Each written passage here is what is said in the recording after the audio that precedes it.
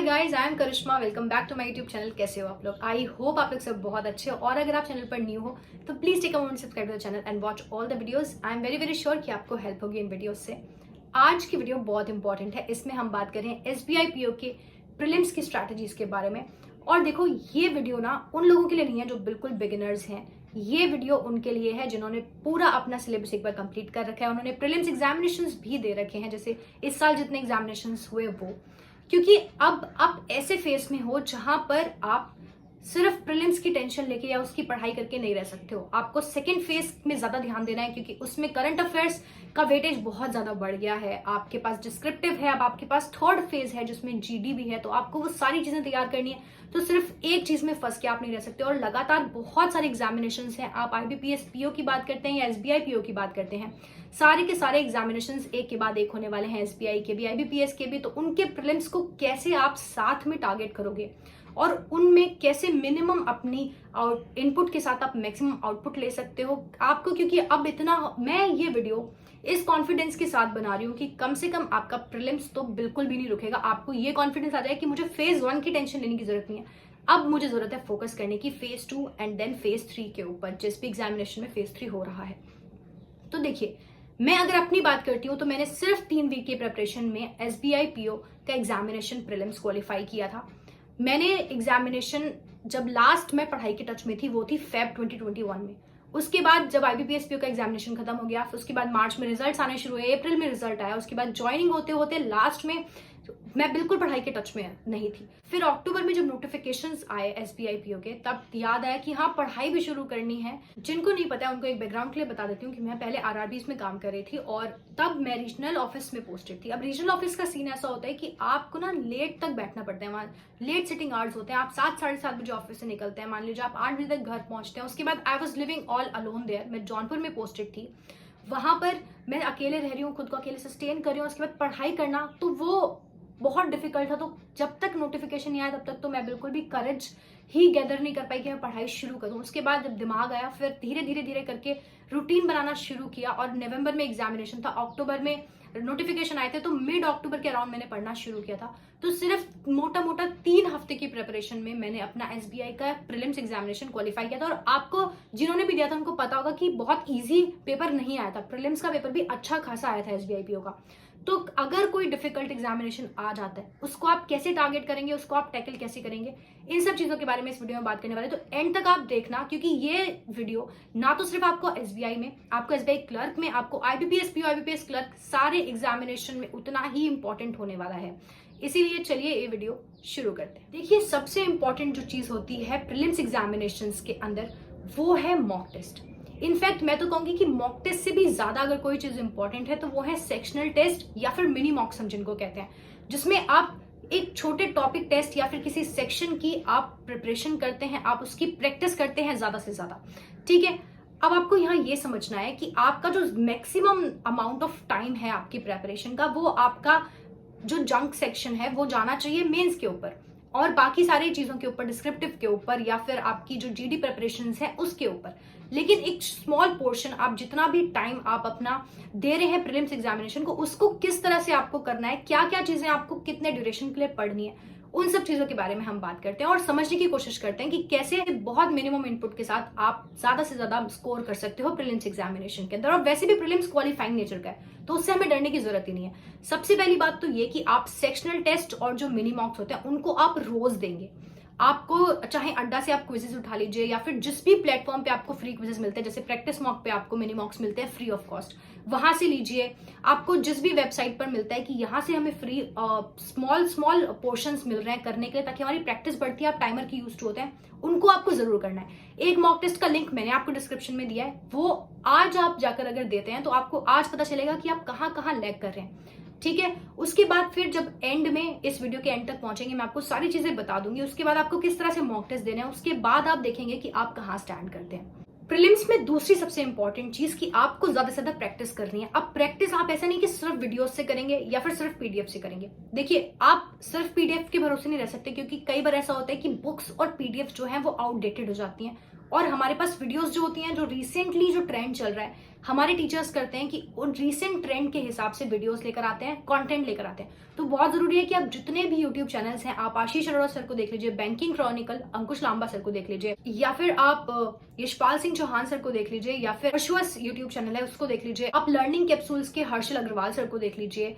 ठीक है, अमर सर को देख लीजिए। तो ये जितने भी सारे टीचर्स हैं हमारे बैंकिंग के, वो अपडेटेड कंटेंट लाते हैं। तो बहुत जरूरी है कि जो यूट्यूब वीडियोस हैं आप उनसे भी करें, लेकिन एट द सेम टाइम उतना ही इंपॉर्टेंट है कि यूट्यूब वीडियोस पे ही खाली नहीं रहना है। आप जो जब देखते हो ना वीडियोस, तो आपको ऐसा लगता है कि सारा का सारा जितना भी हमें है ना, हमें सब समझ आ रहा है, सारे सोल्यूशन समझ आ रहे हैं। इसीलिए जब आप कोई क्वेश्चन करते हो, कोशिश करो कि आप वो खुद अटेम्प्ट करो, और कोशिश करो कि बहुत कम टाइम में आप उसको अटेम्प्ट करते हो। आप ये सोचो कि आपके पास बस इतना ही टाइम है, मुझे इतने में ही ये क्वेश्चन करके लेके जाना है। उसके बाद जब आप सोल्यूशन कर लेते हो, तो उसके बाद फिर आपको वो सोल्यूशन देखना है, वो वीडियो आपको देखना है। आप 2x पे करके देख लो, उसका सोल्यूशन देखो कि टीचर ने क्या कराया और आपने क्या किया।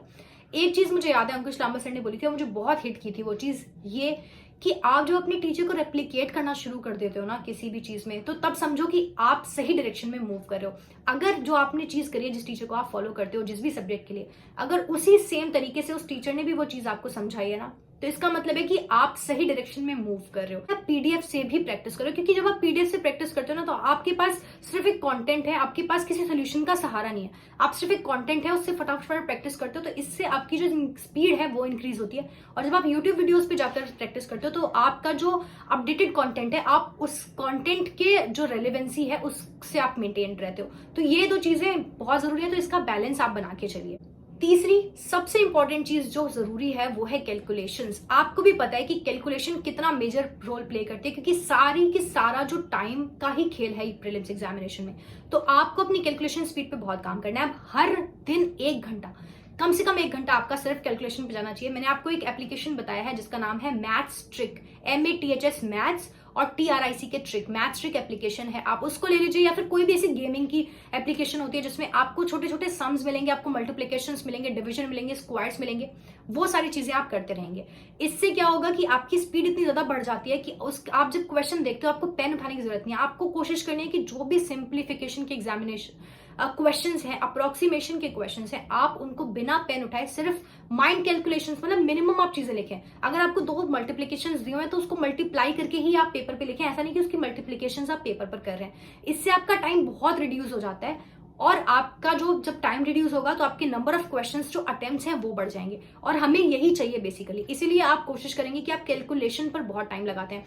और जब आपको कैलकुलेशन की प्रैक्टिस करनी है, तो जो मैथ्स ट्रिक ऐप बताई मैंने, आप वो करिए 15-20 मिनट के लिए हर दिन। और बाकी आप सिंप्लीफिकेशन एंड अप्रोक्सीमेशन ले लीजिए, 15-15, 20-20 या 50-50 सिंप्लीफिकेशन अप्रोक्सीमेशन लीजिए, और वो रोज करिए। और आप 2-3 PDF चूज कर लीजिए, और 2-3 PDF से रोज रोज रोज जब आप प्रैक्टिस करेंगे तो आपके पास वो क्वेश्चंस तो सेम रहेंगे, लेकिन आपका माइंड फिर उसी रफ्तार में काम करना शुरू कर देगा। तो ये चीज आप ट्राई करके देख सकते हैं। और कैलकुलेशन का एक बहुत इंपॉर्टेंट पार्ट है tables and squares and cubes. Tables आपको 30 तक, स्क्वायर्स आपको 30 तक, एंड क्यूब्स आपको 20 तक याद होने ही चाहिए। आपके टिप्स पे होनी चाहिए ये चीजें। और जब आप एग्जामिनेशन में जाते हो ना, तो आप बहुत जल्दी पहुंच जाते होगे, तो ऐसा होता होगा कि आप बैठे बैठे बोर हो रहे हो, आपको शीट्स मिल गए, तो एक काम किया करो कि उन शीट्स के ऊपर ना पीछे लिख लिया करो मना। ऐसा होता है कि जो इन्विजिलेटर्स होते हैं वो आके मना करते हैं, लेकिन तभी भी आप बचा के नजर उनसे वो सब चीजें लिख सकते हो। उसका काम शायद आपको ना पड़े, लेकिन फिर भी अगर आप कभी अटकते हो, कई बार ऐसा होता है कि हम घबरा जाते हैं, हमें कैलकुलेशन याद नहीं आ रही है, कुछ किसी का स्क्वायर नहीं याद आ रहा है, तो वहां से आप रेफर कर सकते हो। और इससे क्या होगा कि आप जब बैठे हो वहां, तब आपका दिमाग भी, अगर आप नॉर्मली खाली बैठे हो तो आपको टेंशन होगी, आप कुछ ना कुछ ऐसी चीजें सोचोगे कि मेरा एग्जामिनेशन कैसा जाएगा, लेकिन अगर आपको ऑक्यूपाई रखोगे खुद को, तो इन सब चीजों में आपका ध्यान नहीं जाएगा। इनफैक्ट आपका जो दिमाग है वो एक्टिवेट हो जाएगा। आप कैलकुलेशंस कर रहे हो, आप चीजें याद करने की कोशिश कर रहे हो, तो आपका दिमाग एक्टिवेट होगा, तो आप जल्दी जल्दी वहां पर चीजें कर सकते हो। तो आप ये एक चीज ट्राई कर सकते हो एग्जामिनेशन से पहले। 4th इंपॉर्टेंट चीज है प्रीलिम्स एग्जामिनेशन में, वो है आपको पता है कि इंग्लिश का सेक्शन जो है 30 मार्क्स का आता है, और बहुत मेजर वेटेज होता है इंग्लिश का मेंस में भी और बाकी सारी चीजों में। और बहुत लोगों को आपने देखा होगा कि ज्यादा से ज्यादा लोग जो होते हैं वो इंग्लिश में ही उनके एक्यूरेसी बहुत कम जाती है, और उसकी वजह से उनका एग्जामिनेशन का स्कोर भी कम होता है और सिलेक्शन रुक जाता है। तो आपको क्या करना है कि आपको हर दिन 1 घंटे कम से कम रीड करना है। ये चीजें अगर आप कर लोगे ना, जैसे कि आपको एक कैलकुलेशन पे टाइम दे दो और आप एक रीडिंग पे टाइम दे दो, तो आपका सारा, मैं आपको कह रही हूँ कि आपका 50% जो काम है ना प्रीलिम्स क्वालिफाई करने का, वो ऐसे ही हो जाएगा। आपने रीडिंग में अपना टाइम दिया 1 घंटे, अब उस रीडिंग में आपको क्या करना है, जो भी आपने पढ़ा है, आप मानिए कि 45 मिनट्स आपने रीडिंग की, उस 45 मिनट के बाद 15 मिनट्स आप समराइज करेंगे उस चीज को कि आपने पढ़ा क्या है। एक पेन लेंगे और पेपर पे नोट डाउन करेंगे कि आपने लिखा क्या, और पॉइंट वाइज उसको लिखेंगे, समराइज करेंगे। इससे क्या होगा कि आपने जो चीजें पढ़ी, आप एक तो मेमोराइज कर पाओगे कि आपने क्या क्या पढ़ा था, ठीक है, एक ये फायदा हुआ। दूसरी चीज ये हुई कि आपको की पॉइंट्स याद रहेंगे कि हाँ ये की पॉइंट्स थे इस टॉपिक में और मैंने ये चीजें पढ़ी थी। इससे क्या होगा कि जब आप कॉम्प्रिहेंशन करते हो तो आपकी जो रिटेनिंग पावर है वो इंक्रीज होगी। तीसरी चीज, जब आप लिखोगे तो आपको जो आपकी डिस्क्रिप्टिव सेक्शन की प्रैक्टिस है साथ साथ वो भी हो रही है। इसके कई सारे फायदे हो जाते हैं फिर। और रीडिंग के साथ ही एक और कंपोनेंट आता है, वो है एरर डिटेक्शन। एरर डिटेक्शन आपको रोज करने हैं। मैंने ये शायद पता नहीं मल्टीपल वीडियोस में बोला और मैं हमेशा रिपीट करती रहती हूँ कि आपको एरर डिटेक्शन 10 तो कम से कम रोज करने हैं। इससे आपकी सिर्फ इंग्लिश नहीं, आपकी जो कॉम्प्रिहेंशन है वो भी सुधरता है, आपकी ग्रामर सुधरती है, लाइक एवरीथिंग। मान लीजिए कि जो एरर डिटेक्शन है वो फुल प्रूफ पैकेज है आपका। तो एरर डिटेक्शन आपको रोज करने हैं। और जब आप रीडिंग कर रहे हो ना, तो अब मान लीजिए अगर आपको 45 नहीं आधे घंटे भी रीडिंग करना है ना, तो आधे घंटे रीडिंग करो, लेकिन बाकी के आधे घंटे में वो समराइजेशन और कम से कम 1 या 2 आरसीज आप रोज करो। इससे आपका पूरा का पूरा इंग्लिश सेक्शन आपका कवर हो जाएगा। फिफ्थ इंपॉर्टेंट चीज जो आपको करनी है वो है आपके प्रीलिम्स के पजल्स। अब हमने मैथ्स की भी बात कर ली, हमने इंग्लिश की बात कर ली। प्रीलिम्स के पजल्स में आपको क्या करना है कि आपको कोशिश करनी है कि आपके जो प्रीलिम्स के सारे पजल्स हैं वो 2 मिनट के अंदर अंदर बनने चाहिए। उसका रीजन ये है, मैं 2 मिनट इसलिए कह रही हूँ क्योंकि जब आप प्रीलिम्स एग्जामिनेशन में उसके आंसर्स मार्क करने जाओगे तो कम से कम आधा मिनट तो उसमें लगता ही है। तो आप मान लो कि 2.5 से 3 मिनट में आपका वो पूरा का पूरा पजल सॉल्व होगा। और कोई भी प्रीलिम्स का पजल इतना डिफिकल्ट नहीं होता, जब आप सही से चूज करते हो तो इतना डिफिकल्ट कोई नहीं होता कि वो 3 मिनट से ज्यादा आपका लेगा, ठीक है। अगर 3 मिनट से ज्यादा ले रहा है तो आपको एनालाइज करने की जरूरत है कि आप कहाँ गलत जा रहे हो, क्या चीजें आप सही नहीं फॉलो कर रहे हो। तो अब आप उस पजल को उठा के यूट्यूब पे सर्च कर सकते हो और देख सकते हो कि उसका क्या बेस्ट तरीका हो सकता है और किस तरीके से आप कर रहे हो।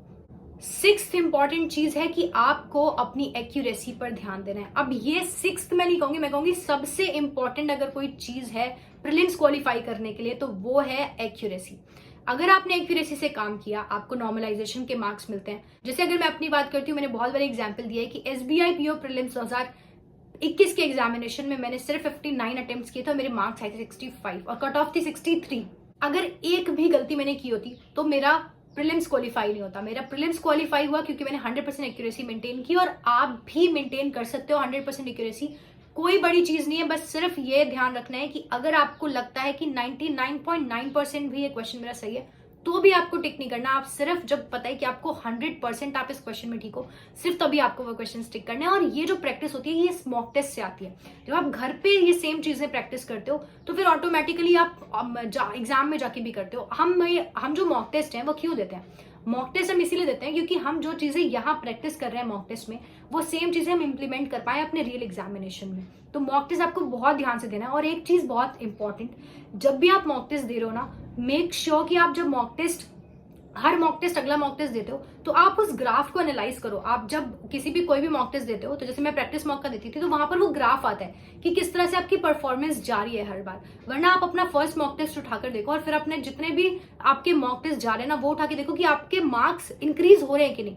मोर देन मार्क्स, आपकी एक्यूरेसी इंक्रीज हो रही है कि नहीं और आपकी परसेंटाइल इंक्रीज हो रही है। क्योंकि कई बार ऐसा होता है कि मॉक का जो लेवल है इधर उधर हो जाता है तो मार्क्स कम ज्यादा हो सकते हैं, लेकिन आपकी जो ग्रोथ है, जो आपकी कंसिस्टेंसी है वो बढ़नी चाहिए हर एक एग्जामिनेशन के साथ, हर एक मॉक टेस्ट के साथ। और सबसे लास्ट बट सबसे इंपॉर्टेंट चीज ये कि आप जब भी मॉक टेस्ट अटेम्प्ट कर रहे हो या फिर आप रियल एग्जामिनेशन में अटेम्प्ट कर रहे हो एग्जाम, आपको पता होना चाहिए कि आपकी स्ट्रेंथ क्या है। इंग्लिश में आपकी स्ट्रेंथ क्या है, क्वांट में आपकी स्ट्रेंथ क्या है और वीकनेसेस आपकी क्या है, रीजनिंग में या फिर क्वांट में या इंग्लिश में। अगर आपको ये पता है ना कि आपको क्या नहीं करना है सबसे पहले, या तो आप बहुत इजी हो जाता है। बहुत जरूरी है कि आपको डोंट्स पता हो डूज पता होने से पहले। अगर आपको डोंट्स पता होंगे ना अपने, तो ऑटोमेटिकली आपके लिए चीजें बहुत ही ज्यादा सुलझ जाती हैं। तो इसीलिए अपनी स्ट्रेंथ्स एंड वीकनेसेस पहचानो। ये पहचानो कि आप किस क्वेश्चन में अटक सकते हो, क्या क्वेश्चंस आपके फेवरेट हैं जो आपसे हमेशा बनते हैं, जो आपको पिक करने हैं। ये कुछ चीजें हैं बस जो आपको करनी है। मैंने उन 3 हफ्तों में सिर्फ यही किया। मैंने जितनी पढ़ाई की हुई थी वो पहली थी। मैंने 3 हफ्तों में किया कि मैंने अपनी स्ट्रेंथ्स पे काम किया, ठीक है। मुझे पता था कि मेरी क्या क्या पजल स्ट्रेंथ है, मेरे क्वांट में क्या क्या टॉपिक स्ट्रेंथ है, मैंने सिर्फ उन पे काम किया। मैंने सुबह उठते ही मैं 2-3 सेक्शनल ले लेती थी, शाम को आके मैं एक मॉक टेस्ट रोज देती थी। उसके बाद मैं अगले दिन उस मॉक टेस्ट को एनालाइज करती थी, फिर जो क्वेश्चंस मेरे बच गए वो प्रैक्टिस करती थी। और उसके बाद मैंने कपिल काटपाल सर का एक नोटबुक वाला वो आता था उस टाइम पे सब्सक्रिप्शन, अब मुझे पता नहीं वो 500 का था उस टाइम, तो अब आई डोंट नो वो है कि नहीं, बट उससे टाइमर भी मिल जाता था मुझे बहुत सारे नंबर ऑफ क्वेश्चन प्रैक्टिस करने को मिल जाते थे। और पूरे डेज का प्लान होता था कि अगर अभी 50 डेज बचे हैं ना आपके एग्जाम में, तो 50 डेज के हर दिन का प्लान है उसमें कि आपको ये करना है। प्रीलिम्स में सिर्फ आपको इतना करने की जरूरत है, और बाकी जो मैं आपको कैलकुलेशन बताया और रीडिंग बताया वो आपको रोज करनी है। सिर्फ अगर आपने इतना किया कंसिस्टेंसी के साथ, 3 घंटे 4 घंटे मैक्सिमम आपको देने हैं प्रीलिम्स की प्रिपरेशन में, और आपका प्रीलिम्स आराम से क्वालिफाई होगा। सिर्फ एसबीआई नहीं, सिर्फ एसबीआई क्लर्क नहीं, आईबीपीएस पीओ, आईबीपीएस क्लर्क और जितने भी प्रीलिम्स एग्जामिनेशन होते हैं सब आप विद इन 3 to 4 आवर्स की प्रेपरेशन में प्योरली क्वालिफाई कर सकते हो, अगर आपकी एक्यूरेसी अच्छी है और आपकी स्ट्रैटेजी अच्छी है। बस ये चीजें ध्यान में रखो। मैंने अगर क्लियर कर लिया है, आप भी क्लियर कर सकते हो। अगर मैंने 3 हफ्ते में किया है, आप भी 3 हफ्ते 4 हफ्ते में कर सकते हो। अब तो टाइम भी बहुत है हमारे पास। आई होप आप सब लोगों ने फॉर्म तो भर ही दिया होगा। तो अब बस ये है कि बिना किसी टेंशन के अब सिर्फ पढ़ाई करो, जो चीजें मैंने बताई हैं वो फॉलो करो। कोई भी डाउट आ रहा है मुझे कमेंट सेक्शन में पूछ सकते हो आप लोग। अगर आपको कोई टॉपिक सजेस्ट करना है तो वो टॉपिक भी सजेस्ट कर सकते हो। मैं आपको मिलूंगी अदर इन्फॉर्मेटिव वीडियोस में। Till then keep learning, keep sharing and I will see you all. Subscribe the channel if you have not already. चलिए बाय बाय।